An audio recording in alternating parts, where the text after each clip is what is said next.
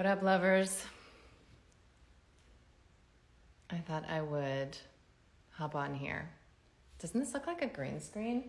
This, my friends, is Miami. So beautiful here. The New Yorker in me is still pinching myself that this is actually a place that you can live. You know, it's like that My Dinner with Andre scene where the jail door, the prison door has always been open in New York, but just people think that they can't leave.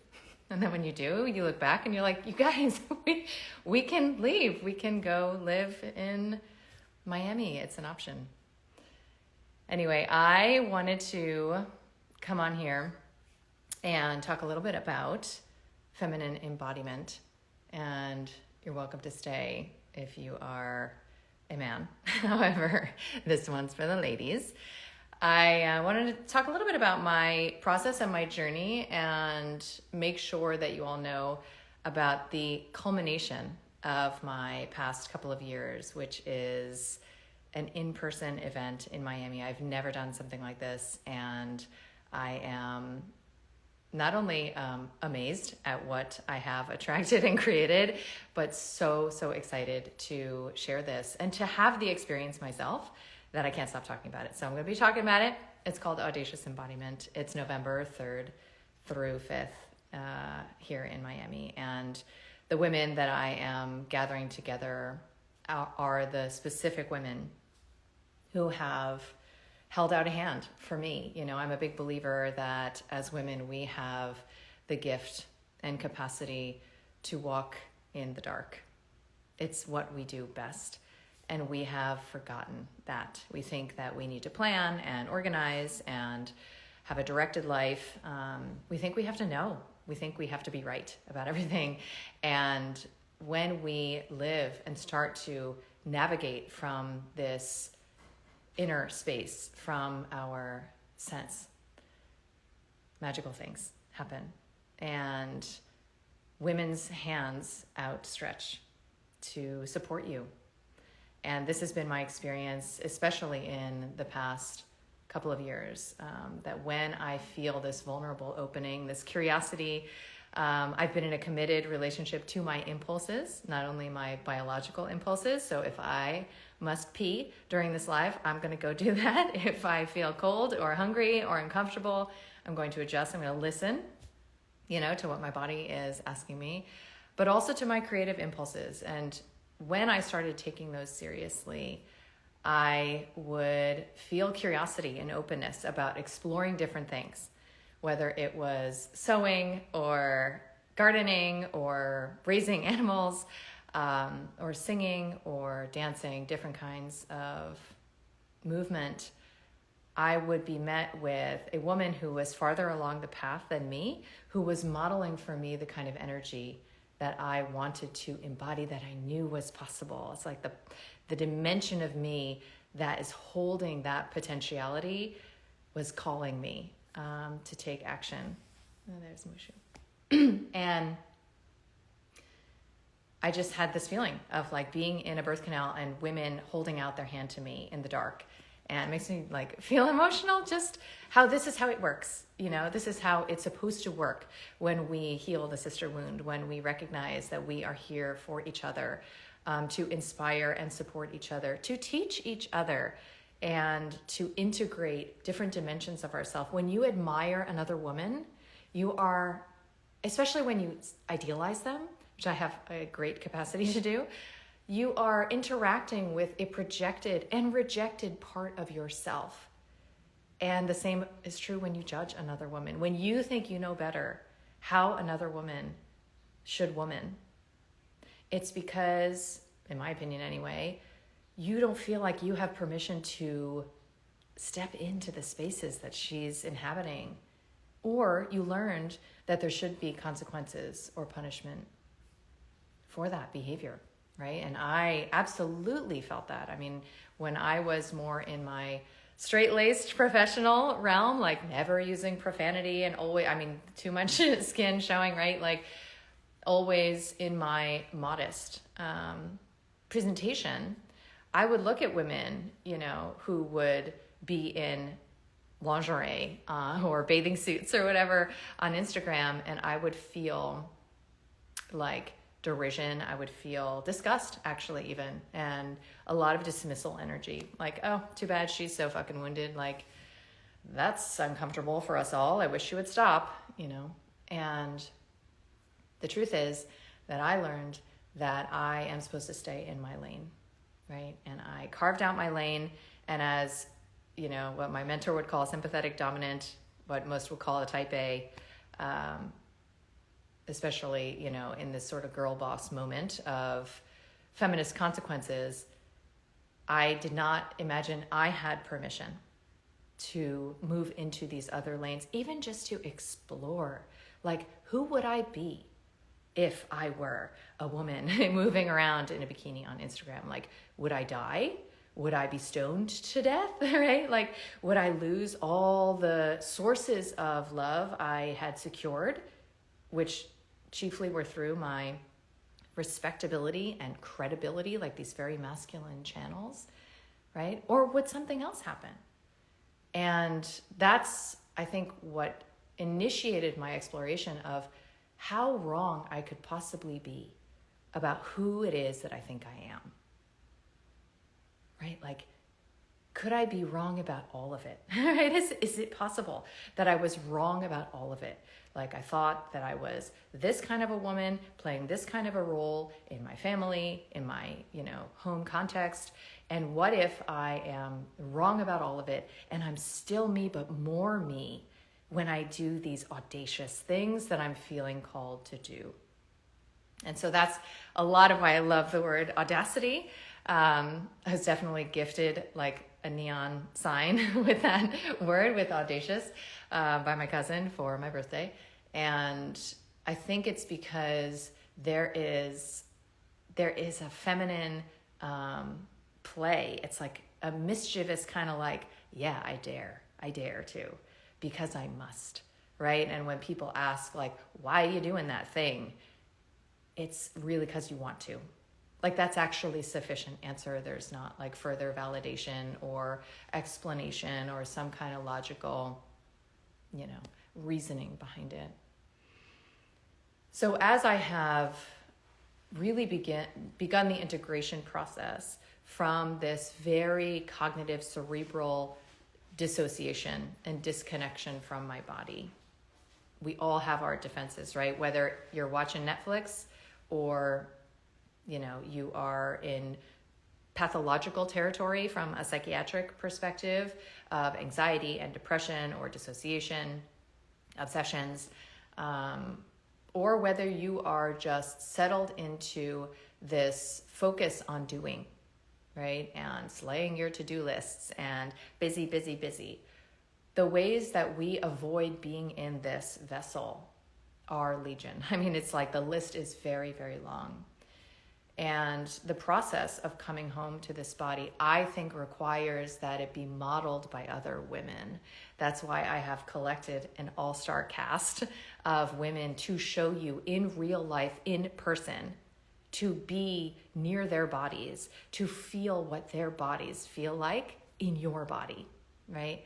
This is what changed the game for me, finding the right women to inspire me and to give me permission to be a broader definition of myself, and also to find safety in my own body. That was a huge motivation for me when I got to a point in my life, in my then relationship, where I felt safe nowhere. And there was no amount of activism that was ever going to secure that safe world for me, because it was an inside job, right? How could I just be quiet and still with myself? How could I feel that my body was actually a place I belonged, right? How could I really see with sober eyes what was going on in front of me, instead of projecting bad mommy and daddy onto everyone and everything who bothered me, right? How could I source safety inside of myself? My path involved coming home to the inherent and available pleasure of my body. This is not like, I mean, somebody posted a comment, and I totally get this, on my post earlier, saying like, basically like, Rome is burning and you're like fucking around in your high heels with a pole. Like, it's really tone deaf, right? I 1000%. I remember watching like, TikTok nurse dance videos at the height of this experience in 2020, and just feeling like, wow, this is some dark shit. Like, attempting to make light of this horrific moment in time. There's a world to save here. And listen, we all have our roles. We all have our roles. And if you are here to save the world right now, in that way, sounding the alarm and figuring out how to solve the problems that are going on, catering to the anonymous victim, I 1000% understand that, respect that, and think it makes a lot of sense. And I get the perspective, that what I've been up to lately feels potentially confusing, frivolous, superficial, narcissistic. I mean, whatever, the list is long. And I believe it's holofractal, right? That if you can't source safety inside of yourself, you will never experience it on the outside. It doesn't matter how transformed the tyrannical, hierarchy is. It doesn't matter how much couples therapy you have. It doesn't matter, because your investment in a destabilized nervous system, the habituation to that is so deep that you will create it to live it. You'll actually go out of your way subconsciously to generate the conditions of your trauma, even as you imagine you're fixing it or solving it or whatever. At least that was my story, right? That victim consciousness hides in the fixing mentality. And it is really alchemized in the creative, right? The creatrix. And when you begin to focus your life energy on the world that you want to live in, right? The body you want to be in, the relationships that you actually want to have.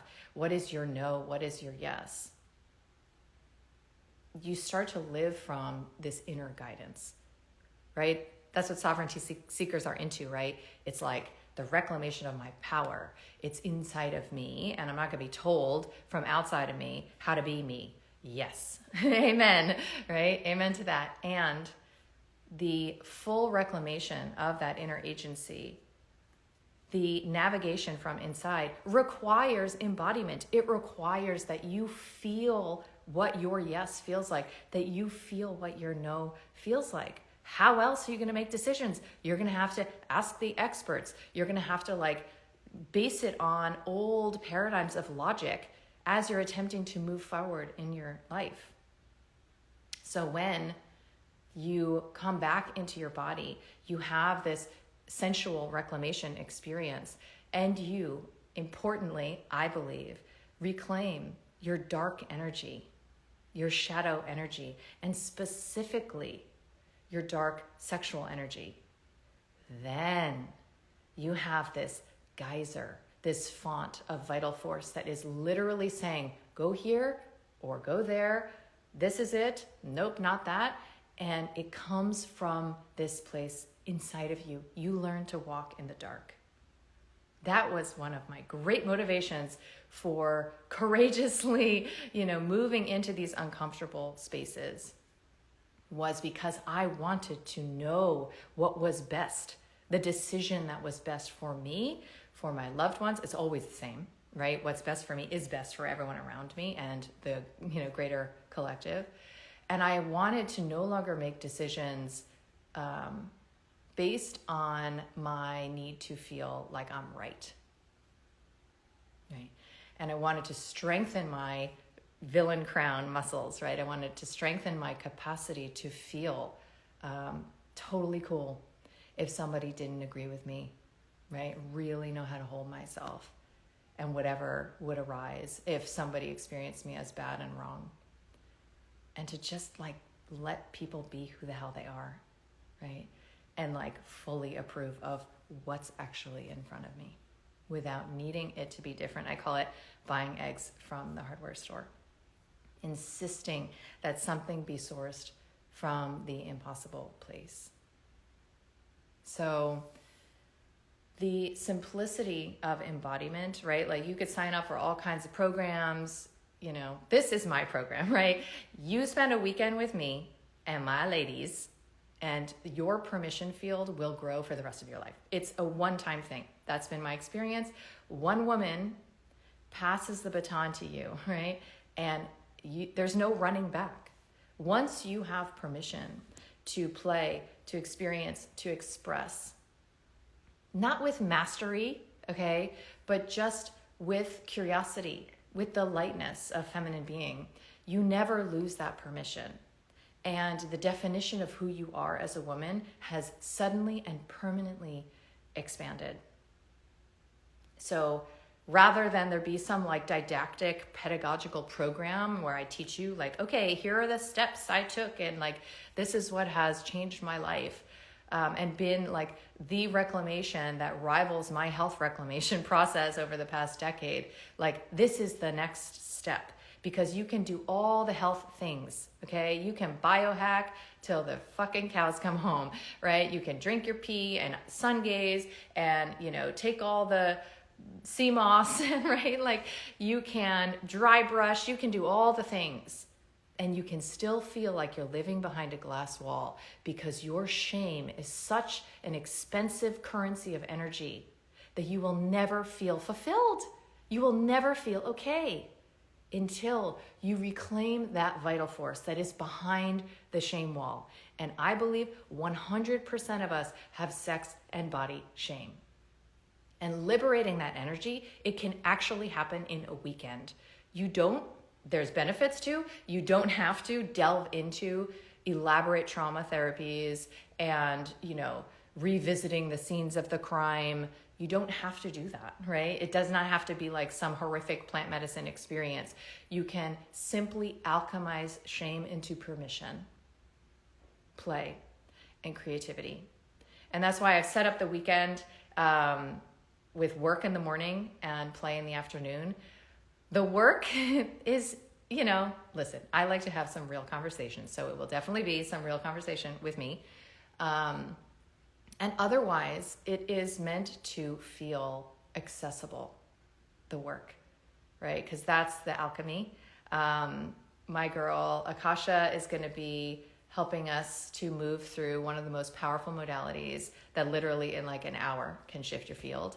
I've known, called dynamic meditation.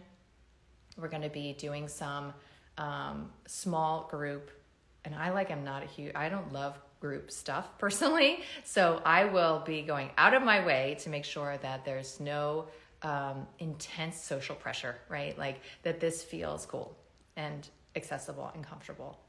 We'll be doing small group breast work because a lot of us hold a lot of shame there.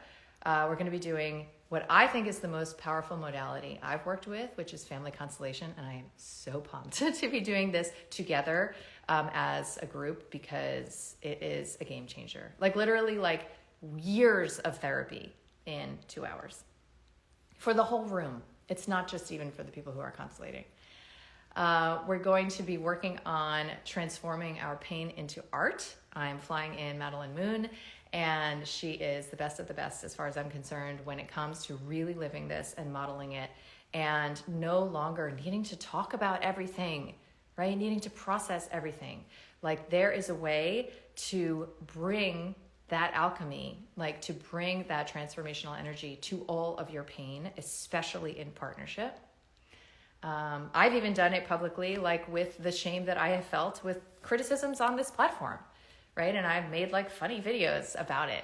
And it has, literally opened catacombs of energy that otherwise I would have been fighting in resistance to make sure nobody noticed, right? Make sure it was never exposed. I have Kimmy Inch flying in also, who is a dominatrix, and she will be teaching us about one of the most powerful modalities I've explored in my celibacy window, which is BDSM, and what it is to get into these different energies. Like, what is it to get into your Dom energy? What is it to get into your sub energy? Like, what is it to be organized and intentional instead of in this like confusing smush, right? Because we trigger people, right? If you review your history of triggering your partner, your kids, your family members. We trigger people most when we have confused energy, when we have a covert ask that we're not owning, for example, and we're not in this organized place. River Roaring will also be here teaching us the Wheel of Consent, which is another massively important paradigm, and waking up the hands. And then we're going to play. I have my favorite dance teachers teaching very basic. Okay, you do not have to be a dancer. You certainly do not have to be a dancer. However, even if you are, they are incredible. And what we will be doing is really exploring basic sensual movement and really attuning to the body in exotic and erotic ways. I also have Hannah Lay coming in for voice and the rewilding of our voices. Am I forgetting anyone?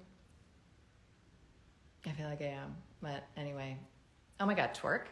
Simone Sobers will be there for Twerk, and she's just like the cutest twerker ever. That's like actually what I love about her, because it can be very intimidating to do this kind of dance, in my experience, with somebody who's like scary. I don't know. She's like so accessible and sweet, and has made like one of the harder workouts I've done into something that feels like a party with girlfriends. And we have different tiers. Like if you're into smaller group stuff, we have a VIP tier that is the day before you get to choose like small group versions of this stuff, including pole. So if you want to learn pole from the gals who teach me, we have that available. And then there are a few spots left for Lux. So I personally created and designed what I thought would be like the most luxurious, life-changing experience over a couple of days. And that will include a one-on-one consultation with me. I don't even do those anymore. And also one-on-ones with each of these people. That's how I like to learn best, actually, is with a one-on-one female mentor. And also, there will be other goodies and gifts, and we'll be putting you up in, I don't know, like a villa in Miami. So that is all happening in November. I want this to disrupt the field of the collective. That's like the activist in me still has these like mischievous intentions for sure. And really to remember, how simple it is to come home to these bodies, right? Like, okay, so like right now, take your nails, however short they are, and just run them down your arm lightly. There's pleasure there, right? It feels good, right? Or take a look at like the curve of your wrist, right? Or if your legs can extend, point your toes and take a look at your gorgeous ankles and feet, right? And these curves that are all over our body, right? Whether it's your jawline, your collarbones, we have these curves. We are curving into such a linear world with our female bodies. You can take a deep breath.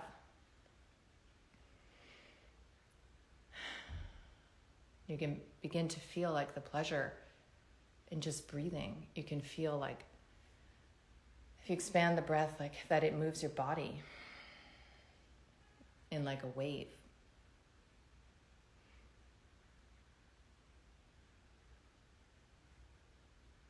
You can see if maybe like a sound wants to come out.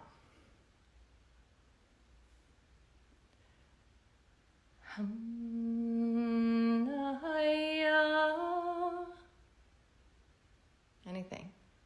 Play with it. And it takes like 30 seconds, 60 seconds. And you can wake up to the pleasure that's available in this body. So imagine what a weekend can do. I am super excited also to meet the women who are attracted, just because this is fantastic. Listen, I've gone through a whole journey with technology. off my iPhone for 2.5 years, beginning in 2020. And now I'm definitely doming this device. This device is my sub. It used to be the other way around. So I enjoy it and I appreciate it for sure. And also know its shadow. And the Zoom thing for me has reached its limit. So I am investing in personal experiences for myself. I'm flying all over the place to be with other bodies. And I want to be with and meet you all who are drawn to this work, who know that there's like a way you've been living small and inhibited. Whether it's like literally in the bedroom sexually, whether it's with your dress and your clothes, whether it's with your exploration, your creativity, your curiosity, your capacity for wealth and abundance. Doing this work, I had my first independent digital entrepreneur 7-figure year. And that's how it works, right? So you light up these channels, you give yourself permission, you reclaim that energy from behind the shame wall, and it translates directly into abundance in your lifescape. The time is now, right? So this to me is activism. It's how activism looks in the female body. And I am really, really delighted to have the support to bring you this experience.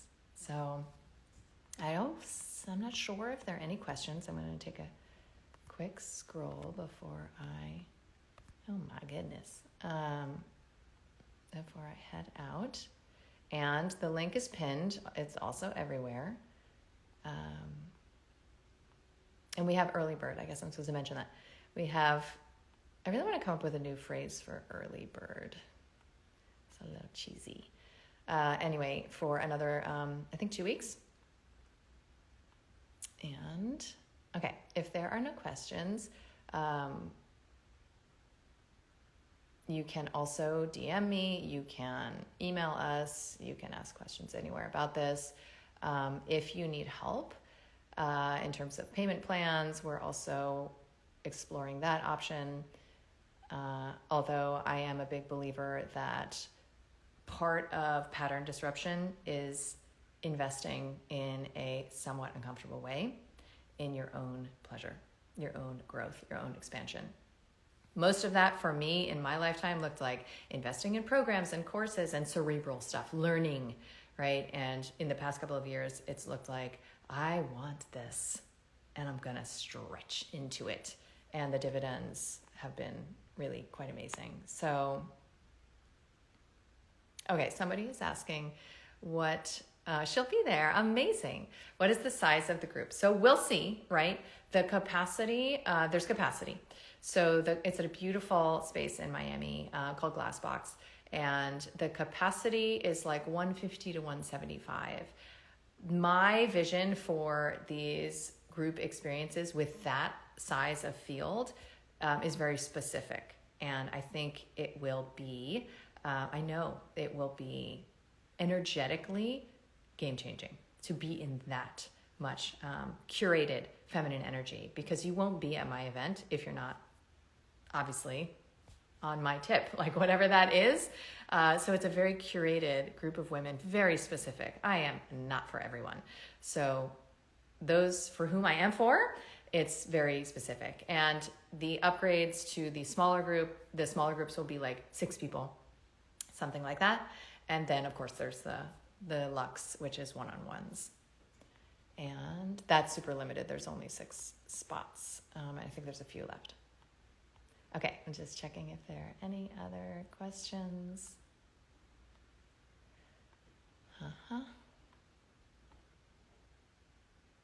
Okay.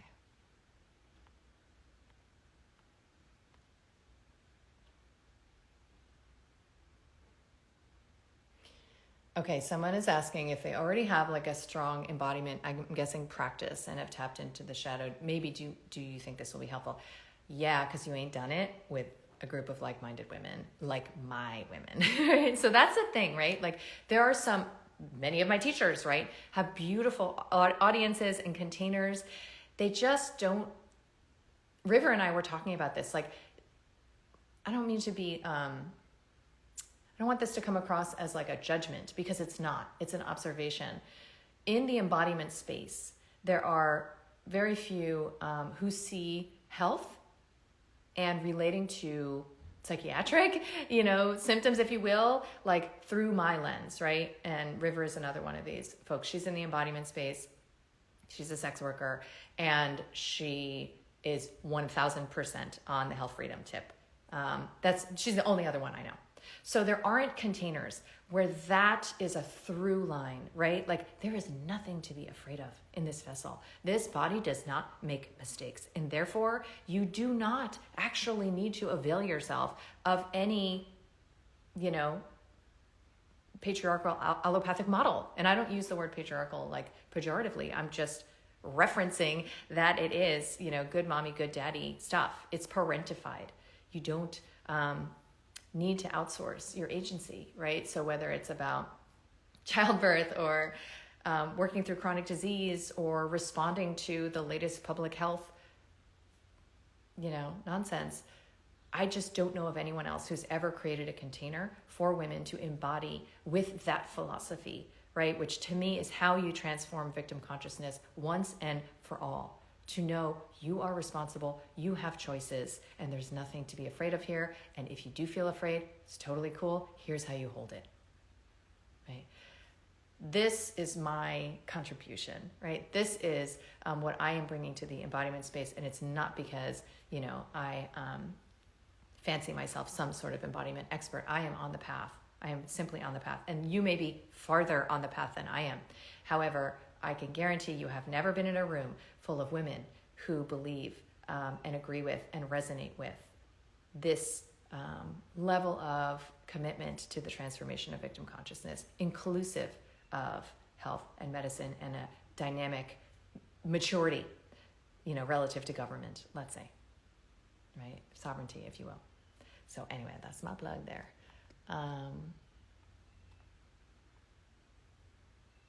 And trailblazers instead of early birds. That's so good. I love that. That's really good. That's actually genius.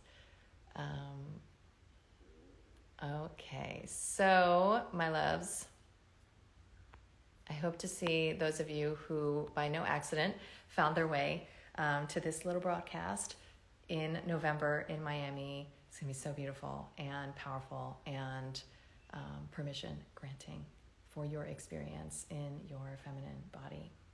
And any questions, let us know.